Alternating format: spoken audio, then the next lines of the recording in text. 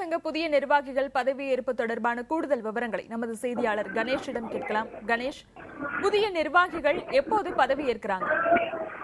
இன்னும் சற்று நேரத்தில் பதவியேற்க இருக்கிறாங்க. இங்கே நார்த் போக் ரோட்ல அமைஞ்சிருக்கிற தற்காலிக அலுவலகத்திற்கு அவர்கள் வந்து கொண்டிருக்கிறார்கள். ஏற்கனவே அவர்கள் முதலில் அவர்கள் நடிகர் சங்கத்தின் அந்த பூர்வீக சொத்து அமைந்திருக்கக்கூடிய அந்த நிலத்திற்கு சென்றார்கள்.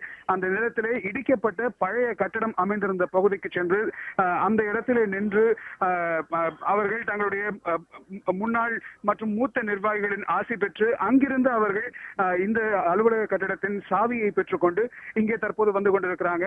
இன்னும் சற்று நேரத்தில் அவங்க பதவியேற்பு விழா நடைபெற இருக்கிறது. இந்த பதவியேற்பை பொறுத்தவரையில இது ரொம்ப சிறிய அளவிலான அறை என்பதால தற்போது நடிகர் சங்கம் அமைந்திருப்பது ஒரு அபார்ட்மெண்ட்டுக்குள்ள தற்காலிக அலுவலகம் அமைக்கப்பட்டிருக்கிறது. இது மிகவும் குறுகலான ஒரு அறை என்பதால பத்திரிகையாளர்களை உள்ளே அனுமதிக்க முடியாது என்று அவர்கள் தெரிவித்திருக்கிறார்கள். வாயில் வரையிலே பத்திரிகையாளர்கள் அனுமதிக்கப்பட்டிருக்கிறார்கள்.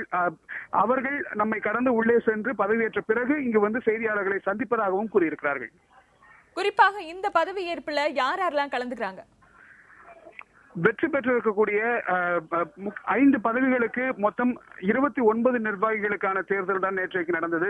இந்த 29 நிர்வாகிகளுக்கான தேர்தலில் 25 பேர் பாண்டவர் அணியை சேர்ந்தவர்கள். விஷால் மற்றும் நாசர் தலைமையிலான பாண்டவர் அணியை சேர்ந்தவர்களாக இருக்கிறார்கள். சரத்குமார் அணியிலிருந்து 4 பேர் மட்டும் தேர்ந்தெடுக்கப்பட்டிருக்கிறார்கள்.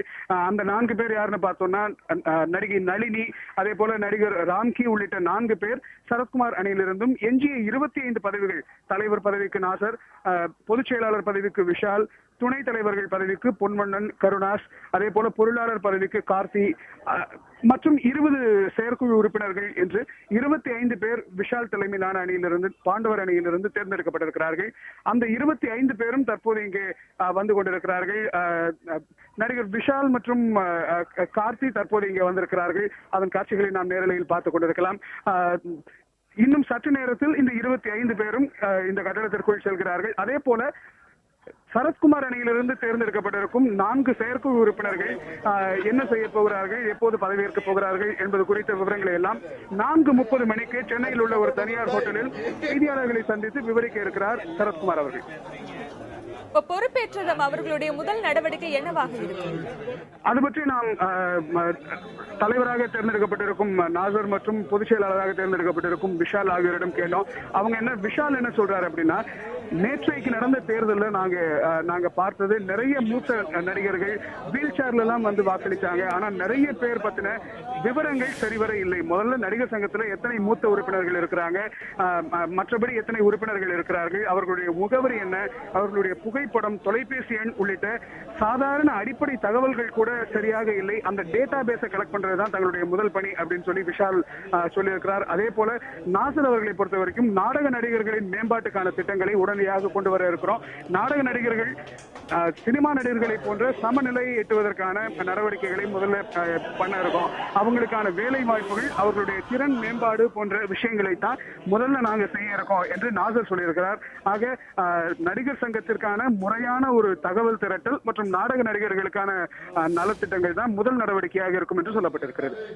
அதே போல நேற்று முடிவுகள் வந்த பின்னர் பாண்டவர் அணியினர் வெற்றி பெற்றவுடன் அவர்கள் பேசிய ஒரு விஷயம், அனைவரும் பேசியது ஒன்றுதான், நாங்கள் அனைவரும் இனிமேல் ஒற்றுமையாக செயல்படுவோம், திரைப்பட நடிகர்கள் அனைவரும் ஒற்றுமையுடன் இருப்போம் என்று கூறியிருந்தார்கள். அந்த வகையில் சரத்குமார் அணியினருக்கு இந்த பதவியேற்பு நிகழ்ச்சிக்கு அழைப்பு விடுக்கப்பட்டிருக்கா? அவர்கள் வருவதற்கான வாய்ப்புகள் இருக்கா?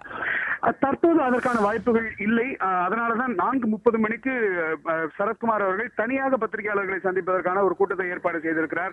தற்போது பாண்டவர் அணியைச் சேர்ந்தவர்கள் மட்டும்தான் இங்க இருக்கிறாங்க. பாண்டவர் அணியைச் சேர்ந்தவர்கள், வெற்றி பெற்ற வேட்பாளர்கள் மற்றும் தேர்தல் பணியாற்றியவர்கள் மற்றும் அவர்களுடைய ஆதரவாளர்கள் மட்டும்தான் இங்க இருக்கிறாங்க.